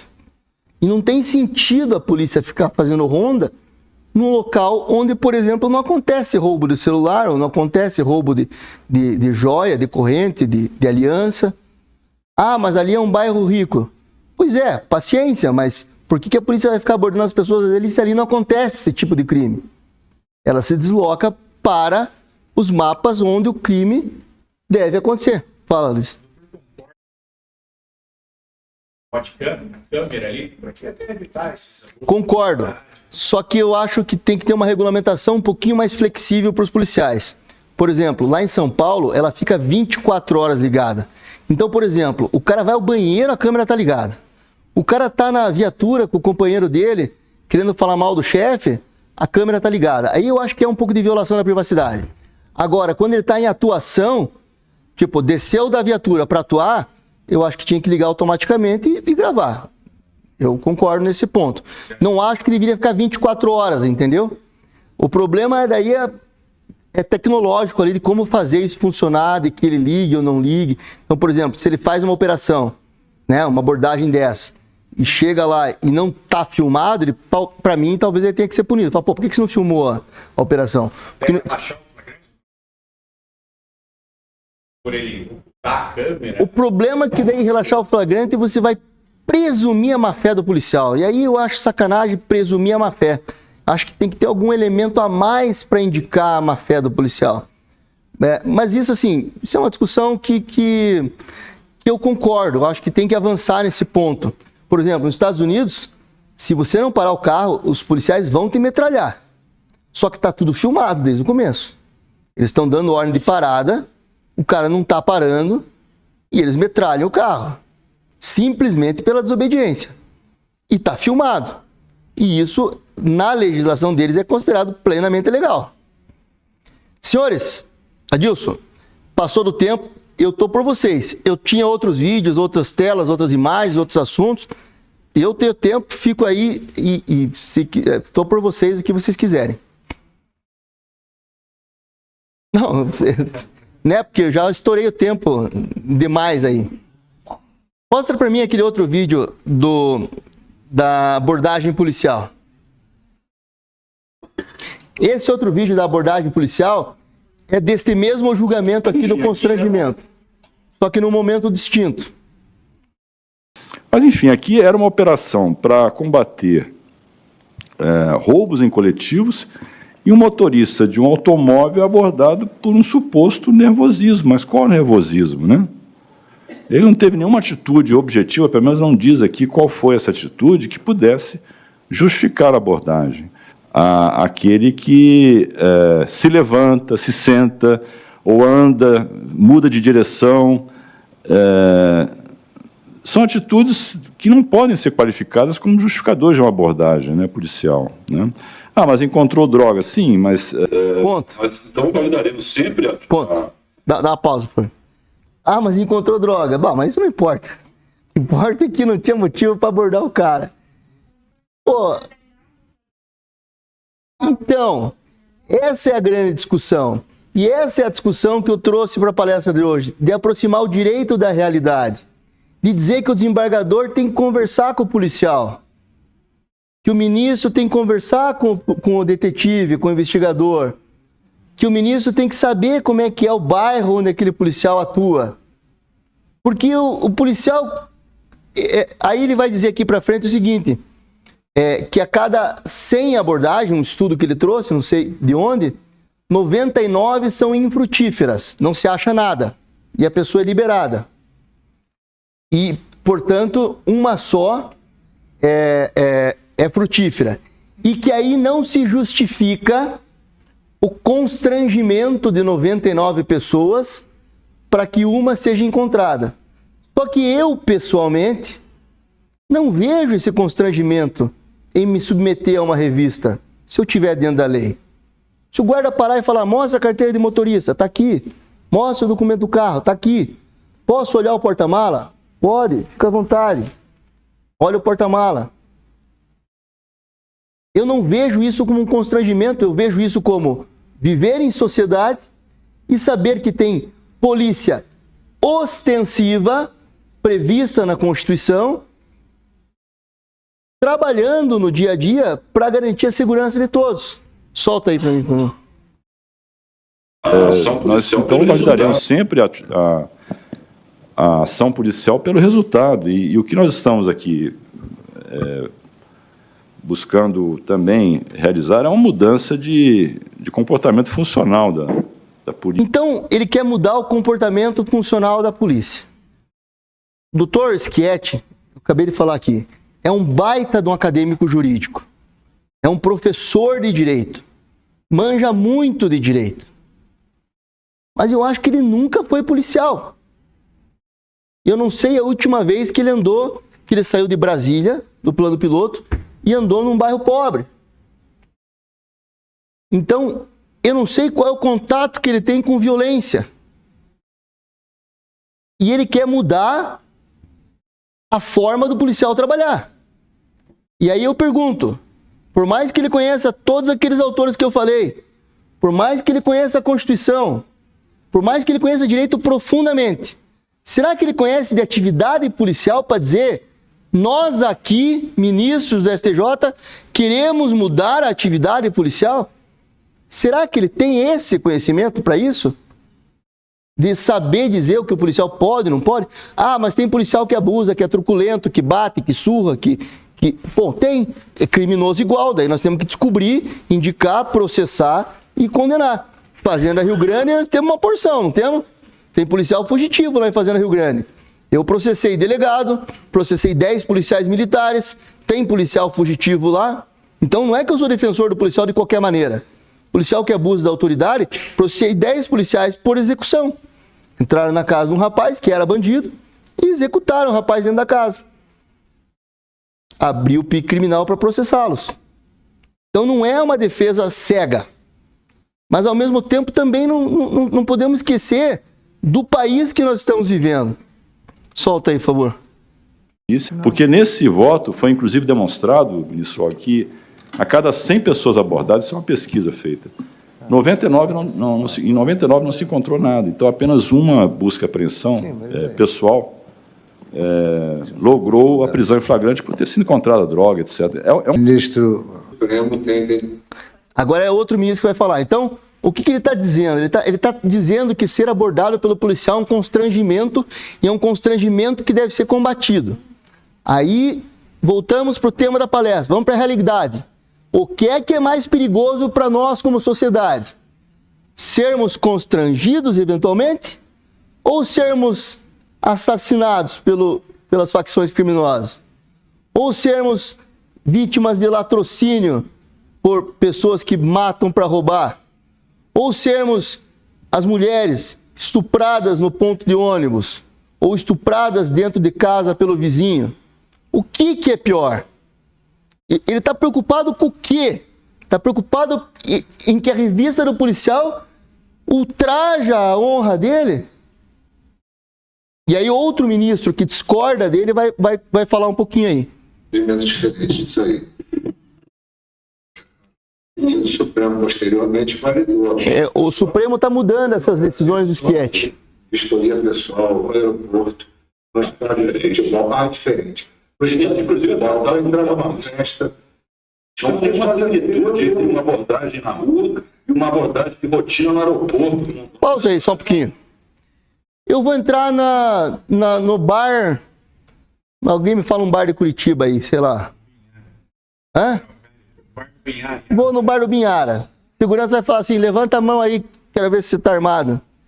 Eu vou levantar a mão para entrar no bar. Né? Eu admito ser revistado para que eu possa participar daquela noite de festa no bar ali. Por que eu não posso admitir ser revistado para participar de uma sociedade mais segura? Não me entra na cabeça isso. Solta aí, por favor. Rogério, me parece que o Supremo tem um entendimento diferente disso aí. Embora a sessão tenha decidido, o Supremo posteriormente validou a busca pessoal. Presidente, a gente sofre vistoria pessoal no aeroporto, no estádio de futebol. É diferente. No estádio de futebol, para entrar numa festa... Não há nenhuma similitude entre uma abordagem na rua e uma abordagem de rotina no aeroporto ou no estádio. Uma blitz, não é isso? São tipos de abordagem que não se visa a identificar o autor de um crime.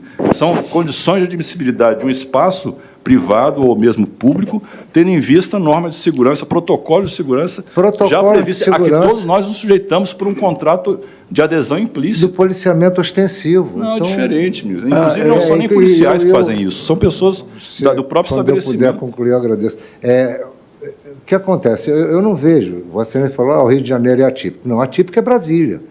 No plano piloto nada acontece, não tem por que abordar ninguém. Agora, em qualquer grande cidade, a polícia aborda.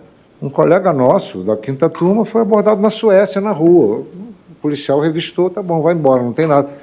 Eu não sinto, eu desconheço. É uma posição pessoal, eu não sinto nenhum aviltamento da polícia fazer uma revista. O que a gente tem que combater é uma forma truculenta, a falta de urbanidade, a falta de educação formal na abordagem. Agora, uma abordagem... Eu já fui abordado com meu filho dentro do automóvel, os dois encostas, por favor. Ele estava de camisa esporte, bermuda, indo para a região do Julau, encosta. Pois não, revistou o carro, não tem nada, desculpa, pode ir. Pois não, obrigado. Qual é o aviltamento disso? É segurança pública, eu acho que a população se sente mais protegida, não vejo aviltamento nisso não. Ponto. Vamos falar a verdade aqui, ó. Com todo respeito aos garantistas. Vamos falar a verdade. O cidadão que não está com droga e nem arma, não está nem aí em ser revistado. Essa jurisprudência é para proteger o cara que está com o bolso cheio de droga na esquina, vendendo para os nossos filhos, nossos irmãos, nossos parentes. É para isso. É ele que quer essa jurisprudência. Não é o cidadão de bem. O cidadão de bem não se sente violado em ser eventualmente abordado pela polícia. Pode falar? Eu tive um vizinho que simplesmente foi abordado na blitz. Aí o policial falou assim: o senhor teve aqui alguma coisa para a justiça, preciso que o senhor venha conosco. Mas daí ele tinha um mandado de prisão, alguma coisa assim? Tinha, só que ele não tinha conhecimento disso. E as armas? Se ele tem um mandado de prisão, às vezes acontece, né? Mas ele disse que não teve turbulência, foi bem tranquilo. O policial abordou na blitz, pediu documento. Ele tanto estava inocente na cabeça dele que ele entregou o documento. Só que aí ele levou azar que tinha um mandado de prisão contra ele, né? Aí não tem muito o que fazer, né? Aí ele vai preso. Então, a palestra era um pouco sobre isso, sobre realidade. Será que realmente o cidadão de bem, que não tem essa empáfia ali, se sente aviltado por ser abordado? Por ter pro policial falar: abre o porta-mala aí que eu quero ver se tem alguma coisa errada? Você tá vindo do Paraguai lá cheio de uísque no carro, acima do limite. Aí você vai falar assim: pô, não quero que o policial me aborde, né? Vou alegar que ele não tem esse direito. Eu não quero que ele descubra meus litros de uísque ali no porta-mala. Mas se eu tiver sem nada e não tiver com tanta pressa assim, eu vou falar: pode abrir, veja aí como eu sou uma pessoa boa. Abre aquele lá da especialista lá em... Ó, pausa aí. Doutora Jaqueline Muniz, especialista... Não, volta. Doutora Jaqueline Muniz, especialista em segurança pública. Vastíssimo currículo. Por isso que eu disse. Não, dá pausa, só para explicar. Enquanto está ali na primeira parte. Várias obras publicadas. Eu baixei o currículo Lattes dela inteiro. Ela realmente tem um currículo gigantesco. Mas todos os cargos que eu vi que ela ocupou, todos, eram ou de professor ou de consultor em segurança pública. Então ela dá aula para policiais. Mas eu não vi nenhum cargo na vida dela operacional. De realmente estar na rua. Ela diz que já liderou operações e tal, mas nos cargos que ela ocupou, muitos do Estado é de professor. Nada contra professor. Como eu disse, o técnico vai unir tudo. Lei, doutrina, realidade, outros ramos fora do direito para ter uma boa decisão. Agora veja o que ela fala aí.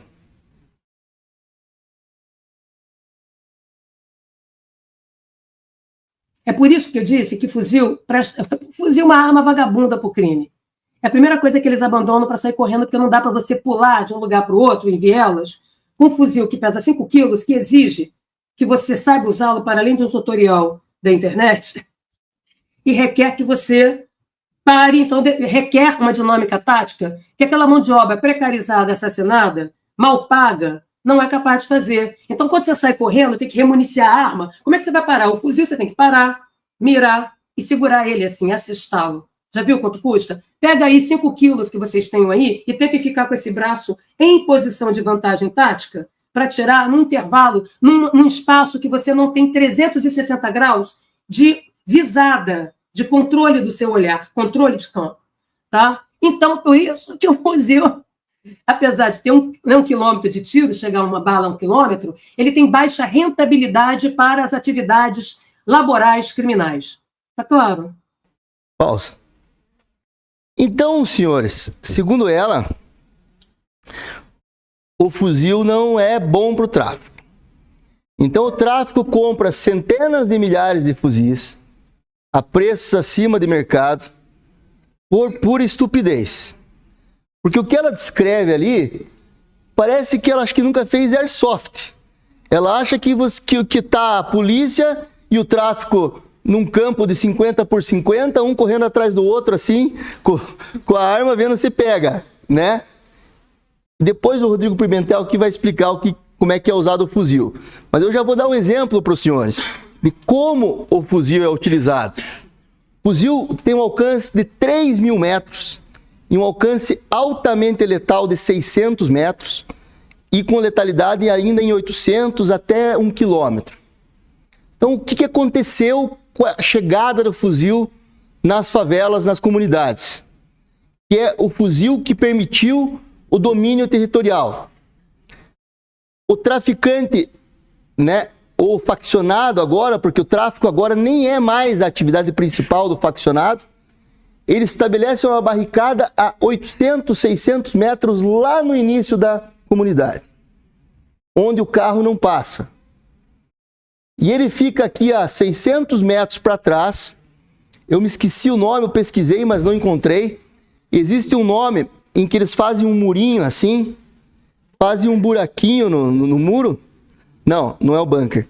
É um muro normal. Fazem um buraquinho no muro, encaixam a ponta do fuzil aqui, apontada para aquela barricada lá.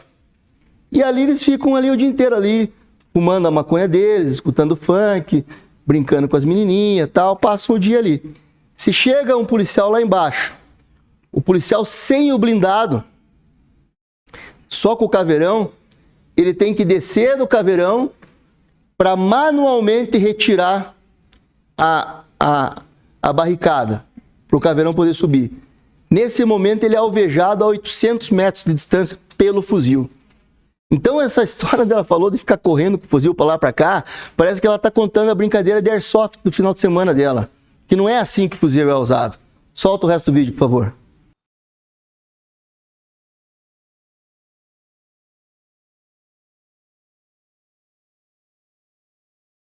Mas o que eu ia perguntar é o seguinte, gente. Da onde eles arrumam tanta arma, né? Armas assim, nível AAA, esses criminosos? Porque cada hora é uma arma, né? É muita arma. Da onde que eles conseguem tanta arma? Hoje aumentou bastante, né? No livro que eu vou lançar, a gente chega um momento que a gente fala sobre a inserção do fuzil no Rio de Janeiro, né? Fala Denis da Rocinha lá atrás. Isso. O Naldo que deu os tiros pra cima e tal. Quando os caras usavam pistola, revólver, a polícia conseguia chegar muito perto e pegar o estoque. Conseguia conter. Quando você coloca o fuzil, você cria um perímetro gigantesco, porque um tiro de fuzil dá conta 800 metros. Olha só, o alcance máximo do FAL, ele vai perdendo a letalidade. É 3.000 metros. O alcance útil é 600 metros. O FAL passar 5 caras. É o 762, tá? 762. Então, se você entender uma avenida, o bandido consegue fazer uma barricada e evitar que o BOP, a Polícia Militar, chegue lá na base da favela, né? O fuzil realmente estabeleceu o domínio territorial. E se o bandido do Brasil tivesse só de pistolinha ou de calibre 12, a polícia esmagava eles, né? Tanto que você vê nos anos 90, os caras entravam sem colete, sem nada. Pausa, que aí é outro assunto. Então, isso aqui eu quis mostrar para os senhores, para ver como há essa dissonância cognitiva que eu falei no começo da palestra. A pessoa cria uma narrativa, ela de fato acredita naquilo, ainda que aquilo vá totalmente contra a realidade. E ela vê uma situação do bandido usando fuzil como se estivesse num airsoft, num bando, a polícia aqui, o bandido ali, um correndo atrás do outro, dando tiro para lá e para cá. E domínio territorial não é isso. Essa operação no Rio de Janeiro, como bem tem falado o Pimentel e outros especialistas da polícia, não se trata mais de polícia e bandido, mas sim de guerra territorial. Ou seja, é uma guerra irregular. Há um domínio de território. Esse domínio de território só é possível por meio da utilização dos fuzis, que ficam no alto do morro. Isso privilegia que isso aconteça no Rio de Janeiro e não aconteça tanto em São Paulo, porque a tipografia do lugar permite. Eles se posicionam com os fuzis lá em cima, armam as barricadas embaixo, e quando os policiais chegam aqui, eles são recebidos a tiro de fuzil lá de cima. Então não é essa história de ficar correndo com o fuzil, recarregando o fuzil, que nem ela falou ali, isso é completamente fora da realidade. E é a provocação que eu estou falando. Ela tem anos de estudo. Professora de policiais. PCC, Comando Vermelho, vai ter fim? Olha, eu acho que só vai ter fim o dia que sentar um presidente e realmente declarar guerra a essas facções. Mas quantas pessoas Aí precisaria... Veja, eu acho que hoje, com eles em atividade, morre muito mais. Eu acho que se você declarar guerra a essas facções e realmente combatê-las, você estará mais salvando vida do que matando. Esses caras aí, o Comando Vermelho, uma semana antes da operação do Rio de Janeiro, botou fogo num ônibus com as pessoas dentro e não deixou sair. E matou todas, na invasão de um território dominado por uma outra facção criminosa, o 3º Comando. Então, manter as facções mata muito mais do que combatê-las. Não, isso estou falando. Vai ter fim o dia que sentar um presidente que fale, nós vamos declarar efetivamente guerra. Ou seja, uma legislação especial para isso. Não se trata mais de polícia bandido, se trata de considerarmos as facções criminosas como um exército inimigo, porque imagine a seguinte situação, que é o exemplo que eu dou para tentar explicar para as pessoas. Digamos que naquela área da Rocinha ali onde tem 800 mil pessoas, o Comando Vermelho não fosse brasileiro, fossem 2.500 a 4.000 paraguaios que invadissem aquela região, dominassem aquela região e falassem, agora esse território aqui é nosso. O gás que entra aqui é nosso, você tem que pagar. A internet que entra aqui é nossa, você tem que pagar. O mercado para você abrir, você tem que pagar por mês para a gente. Esses paraguaios falassem, esse território é nosso. Se você não quiser usar os paraguaios, use argentino. Se não quiser usar argentino, use japonês. Qualquer etnia. Eu estou querendo falar outro país. Se outro país fizesse isso, o que nós deveríamos fazer? O que nós teríamos? Nós teríamos uma guerra. Nós teríamos um grupo de pessoas que dominou um território, se apoderou dele e afastou o Estado. A única diferença é que essas pessoas não são de outro país, são brasileiros. Mas elas se comportam como uma nação estrangeira dominando um território. Então, a única forma de acabar com essas facções, principalmente o Comando Vermelho, que trabalha mais dessa maneira, o PCC é um pouco diferente e mais difícil ainda. Pode mandar mais? Hã? Não, eles atuam de forma diferente. Eles atuam de forma diferente. O PCC se aproxima mais da máfia. E o Comando Vermelho se aproxima mais de um exército que toma conta de um território. Então, eles tomaram conta do território. Eles rasgaram, para mim, eles rasgaram completamente o contrato social. Eles não reconhecem a nossa Constituição. Eles têm a Constituição deles. Eles não reconhecem os nossos líderes. Eles têm os líderes deles. Então, teria que haver uma legislação nova que considerasse eles inimigos e que fossem tratados assim. Essa é a forma, trazendo para a realidade, de como tratar isso aí. É diferente de um cidadão que está passando por uma situação, resolve assaltar uma panificadora. Esse é um cidadão brasileiro que cometeu um crime. Precisa responder de acordo com as leis penais brasileiras. Agora, o grupo que se rebela totalmente contra o Estado, domina um pedaço do território, se diz dono, estabelece regras. Semanas antes também da operação do Rio de Janeiro, no Nordeste, acho que no Ceará, era cobrado uma taxa para o cara ter o carrinho de cachorro-quente dele. Ele não conseguiu pagar a taxa, os caras mataram ele. Então esses caras não são mais bandidos. Não é mais bandido e polícia. São pessoas que se voltaram totalmente contra o Estado Nacional Brasileiro. Então, para acabar com eles, precisa de uma legislação específica que considere eles um exército inimigo. Pode falar.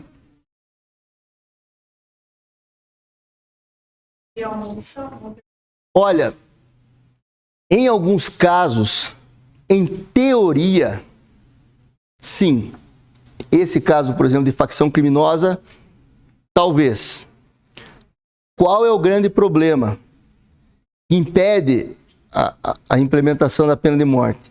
Eu acho que o Brasil ainda é muito falho nas decisões judiciais. Nós não temos um sistema judicial tão bom assim, um sistema investigativo tão bom assim, para que a gente possa chegar ao final e decidir por uma pena capital que, se errarmos, não tem volta. Mas não morreria menos inocente na situação que o nosso país está? Não, pode ser, mas é o que eu estou falando. Eu acho que nós não temos polícia investigativa competente o suficiente, Ministério Público competente o suficiente e magistratura competente o suficiente para ter tanta certeza para decretar a morte de alguém. E aí o Estado não pode errar nesse sentido de mandar matar alguém de forma errada. Então, assim, se nós tivéssemos realmente um sistema de investigação perfeito, próximo do perfeito, em que os erros fossem mínimos, talvez. Agora, nesse modelo que ela perguntou aqui, declarando facções criminosas como um exército inimigo, aí a pena de morte vai acontecer no campo de batalha, igual numa guerra, né? Irã e Israel, Rússia e Ucrânia, lá não tem julgamento, é um tentando matar o outro, porque você considera o outro inimigo. E aí você fazer parte da facção, você é inimigo do Estado brasileiro. E como inimigo não tem mais processo para você. É o direito penal do inimigo, que é bem controverso. Você passa a ser um soldado de outra nação. Para vocês conseguirem imaginar isso, foi o exercício que eu falei. Substituam todos os membros do Comando Vermelho por bolivianos que vieram para cá e tomaram aquele pedaço lá. Se fosse isso, o exército ia entrar lá e ia matar todo mundo ou expulsar. Só não faz isso porque são brasileiros. Mas eles se comportam como se fosse uma nação estrangeira invadindo e tomando um território. Então, teria que ter um presidente com coragem, que elaborasse uma legislação muito caprichada para poder reconhecer que já não se trata mais de crime e castigo, polícia e bandido, crime e pena, e sim de guerra. E aí, ainda não temos coragem para isso, não apareceu ninguém com coragem para isso. Né? Porque também tomar uma decisão dessa não é fácil. Eu, se fosse presidente, mesmo pensando assim, assinar um negócio desse não é fácil. Boa noite. Boa noite, por favor. Eu gostaria de saber sobre isso que você colocou agora em xeque, né? Sobre fazer uma lei, uma legislação certa para combater esse tipo de crime, certo? Você acha que nós deveríamos, primeiro, arrumar nossa casa, um legislativo, executivo, judiciário, primeiramente, para depois focar? Ou você acha que a nossa jurisdição tem competência para fazer algo sobre isso diretamente do tráfico?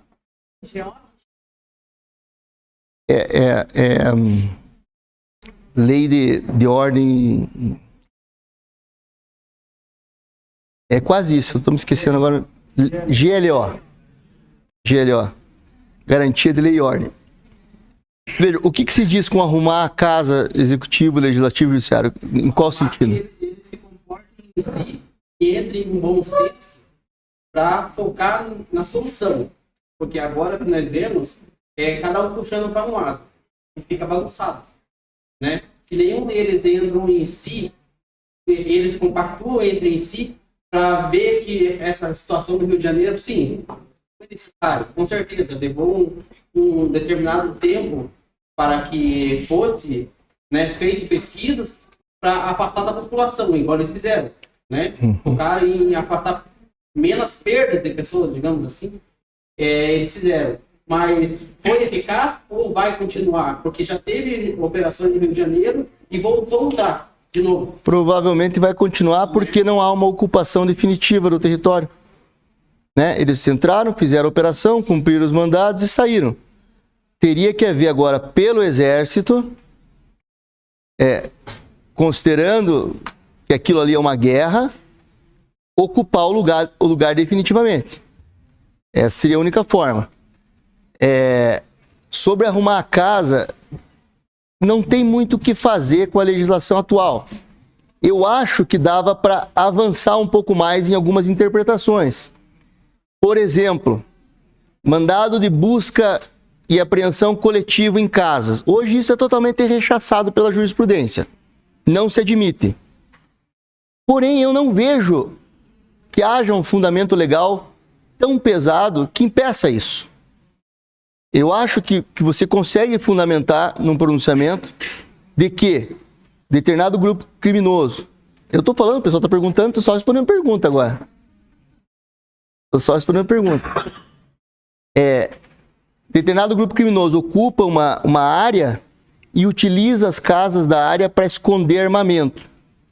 Se eu tiver isso provado, fundamentado, eu não vejo, por que não, a possibilidade de uma ordem de busca e apreensão coletiva em várias casas. Não abrangente e aberta, mas delimitada, pelo menos, em 10, 20, 30, 40, 50 casas, um espaço delimitado. Mas hoje isso é inadmissível na jurisprudência.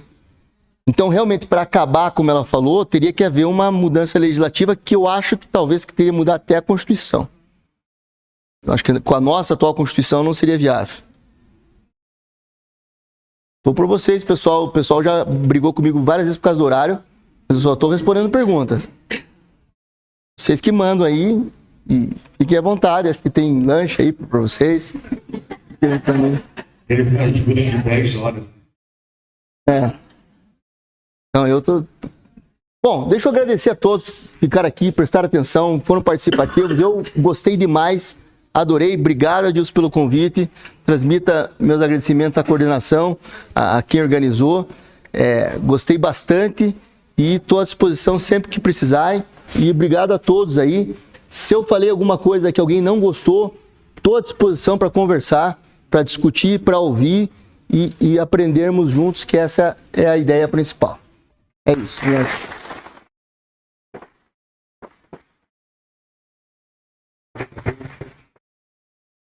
Uma vez, muito obrigado. É uma honra sempre e enriquecedor ouvir. De maneira muito simples e singela, nós preparamos